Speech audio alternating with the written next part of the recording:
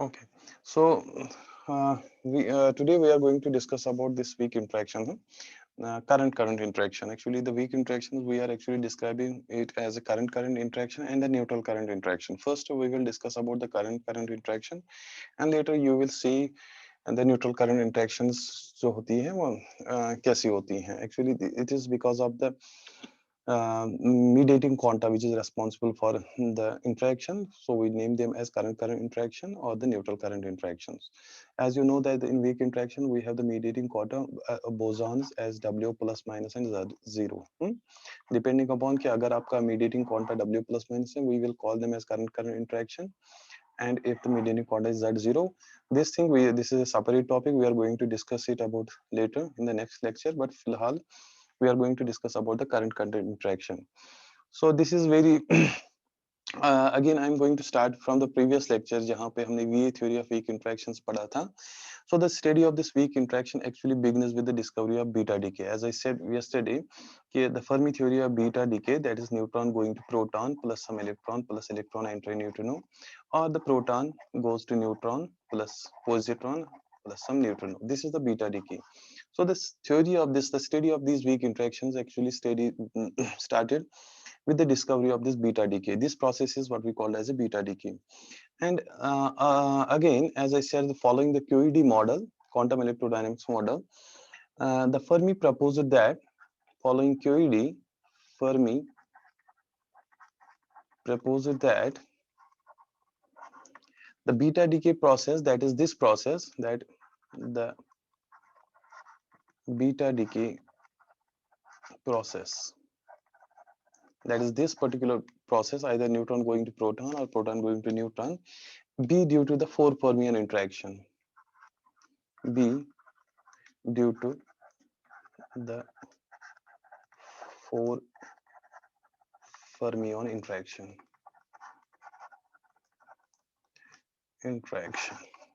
As I told you yesterday that all the particles which are involved in this beta decay process, they are all fermion, Superman-Hopf particles. All these particles are fermion. That is why we call is that this process is because of the 4 fermion interactions. Similar to the electromagnetic case, which I told you yesterday also, that but this is very similar. This 4 fermion interaction is very similar to the QED process, but the 4 fermion operator जो यहाँ पे है, is taken at the same point. What I mean by the same point, that is this process is like a point process. Then we view this as a Crossit process. For example, as I said in yesterday's lecture, that the electromagnetic interaction between an electron and a proton is described as like, मैंने कल भी आपसे कहा था कि this is, if this is a proton, then this is an electromagnetic interaction between an electron and a proton. This is a propagator gamma, or we call this as a Q square, 4 momentum square. This is again here electron, and this is the proton here. So we are calling this as a J mu H, or I can say that the J mu P. वहाँ पे मैं H use कर रहा था, and here I can use this as a J mu E, electron current, and this is a proton current. ठीक है. Now then I find out the matrix elements for this process by considering this interaction between the electron current, that is this current, this particular current, and with the electromagnetic field due to this proton current. This is an electromagnetic field due to this proton current, right? So then we find out that the matrix elements MFI, they are given as -1 by Q square J mu E, this is electron current, and J mu P. वहाँ पे मैं lepton और hadron मैंने लिया था, but here I am considering it as an electromagnetic interaction between an electron and a proton. So the matrix element for this particular process is given by. So that's why this interaction in QED is viewed as. So this is viewed as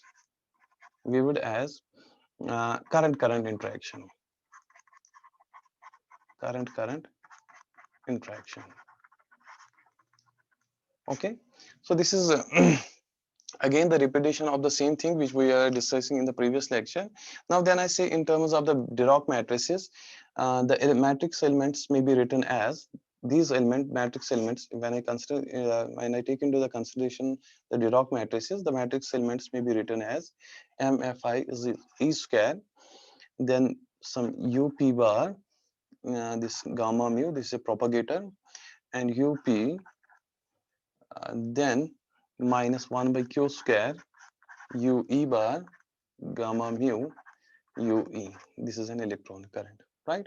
So in analogy with this, that the beta decay process, in analogy with this particular process, that is the electrodynamic process, the beta decay, that is the neutron going to proton plus electron entering neutrino, which we assumed as a point process. That what I mean by point process, that this process goes like this. This is a neutron, this is here proton, electron, and an electron neutrino. Okay, we will represent, instead of representing this as a point process, I will represent it as a Crossit process. So what I mean by the Crossit process, in the Crossit process, I will consider that the outgoing neutrino, जो ये outgoing neutrino है, I will assume this to be as an incoming neutrino.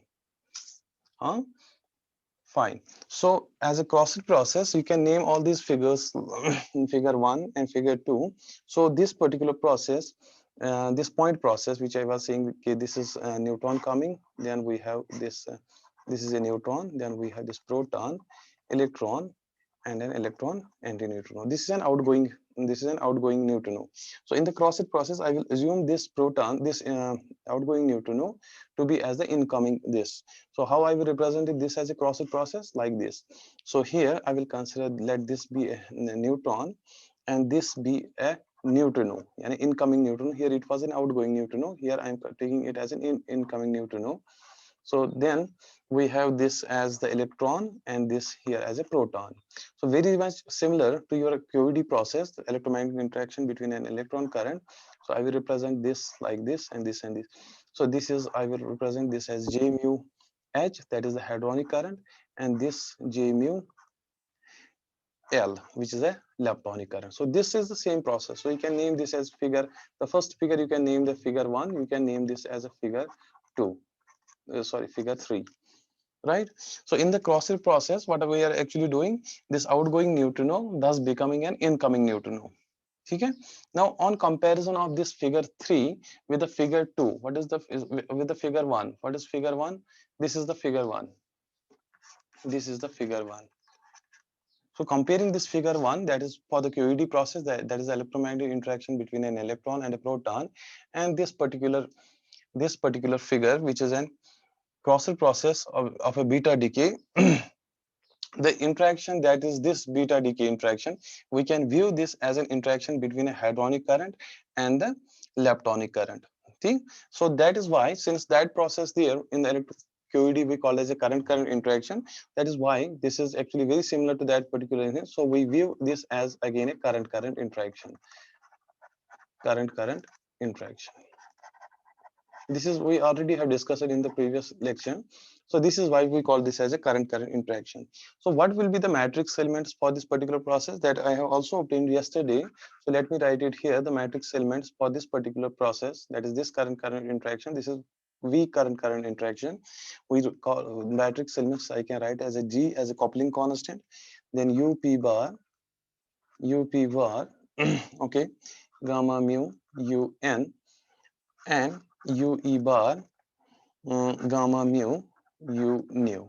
So these matrix elements, actually I'm trying to write them from what we have done, what we have wrote for the QED process. Fine, but if you look at look at those to this particular equation, this matrix elements for this particular process and this matrix element, so you will see there here is 1 minus q by square, but we don't have any 1 minus q by square.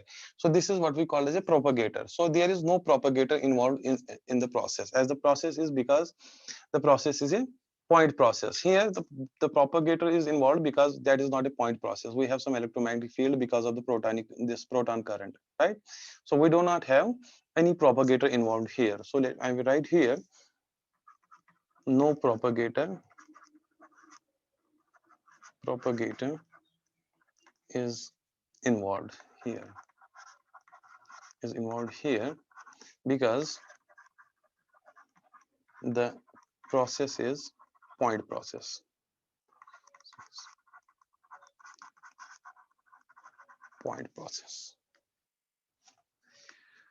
Fine. Again, this UP bar, as I said yesterday, it will create a proton. UP bar creates a proton in the process. Proton. This UN will destroys a neutron. That in up bar is actually the creation of a proton from this un, proton plus electron into a neutrino. So up bar actually will create the proton. Up bar will create a proton because the proton is being created. Un will destroy a neutron because the neutron is being destroyed. Similarly, ue bar ue bar creates an electron, creates an electron is again created, and u nu destroys a neutrino, right? And as I said, g is the weak coupling constant in this particular equation, and we call this as a Fermi constant, weak coupling constant or the Fermi constant. See, now see, this is what this up to this point, it is what we have already discussed in the previous lecture while we were discussing the VA theory of the weak interaction. It is actually the repetition of the same thing. Now the weak interactions, since these weak interactions are considered to be the point-like processes, and with they are point-like processes with a weak Fermi coupling constant. Okay, and the weak coupling constant, which is actually which we called as a, which is due to the exchange of a W plus minus and Z. Yani this weak coupling constant is actually considered because of the exchange of a W plus minus and Z0 boson, right? So W plus minus or the Z0 boson are actually considered as the mediating particle in this one. So we call them as intermediate vector bosons. Intermediate vector bosons. Intermediate vector bosons. These bosons are actually very massive, are extremely heavy, or I can say the massive. Like for example, if you know the mass of this W plus minus, W is similar to 82 GeV per c square, and the mass of this Z0 boson is similar to 92 GeV per c square. Okay, so I'm repeating it again. I said this G जो है, this is a Fermi constant. This is a Fermi constant, or we call this as a weak coupling constant. Now these weak interactions, which are considered to be the point-like processes, which are considered to be here the point-like processes, with a weak Fermi coupling constant. This is what we call it. That is why we call this as a weak Fermi coupling. This weak interaction. With this is a weak Fermi coupling constant. They are actually considered to be due to the exchange of, so there is an exchange of W plus minus and Z0 intermediate vector bosons. How there is an exchange of W plus minus and Z0 bosons? You just wait for a while. I will show you what is actually happening in these processes. So when I'm saying that this is because of the exchange of this W plus minus, there is an exchange of W plus minus because they are the mediating intermediate. We call them as intermediate vector bosons. Now these bosons are actually very massive and have the mass of around, for example, if you, this has been experimentally observed, the mass of this W plus is around 82 GeV, and the mass of this WZ. Now if I ask you what is the mass of a proton, you will say that the mass of proton is around 1 GeV per c square approximately. It is 938 MeV per c square. So we are taking it as like 0.938 GeV per c square, which we called there approximately it is 1 GeV per c square. Now you can imagine the mass of proton and this mass, how massive it is, W plus minus. So they are, that's why we call them as extremely massive in comparison to the proton and neutron. Whereas if you look at the mass of this electron, that is very less, that is some around 0.511 MeV, right? MeV. So the mass of electron is very small. The mass of this proton is around, mass of proton as well as the neutron is 1 GeV. So you can imagine from that how massive is this W plus minus and Z0. So this beta decay process, which I represented by this point-like process or a Crossit process, I will now represent it by another thing. So like I represented, let me make another diagram here, Feynman diagram. So this is the incoming neutron. It goes like this. So as I said, it will go to your proton, then electron, and then anti-neutrino. This is the neutron. So how I will represent this particular process? You can name this as figure 4. Okay, so I will just represent this like this goes to neutron, this is a neutron, this goes to proton. So up to this point it's very same, but here as I said there is an exchange of W plus minus and Z0. The process is like this. So here this is an this electron sorry, this is electron here, and here it is an neutrino, anti-neutrino. Okay? We are just showing it inwards. Huh? We are going to show it here inwards. So there it is an W minus is an exchange. So its amplitude is given by H cross divided by MW by C whole square. I am going to find it the amplitude of this.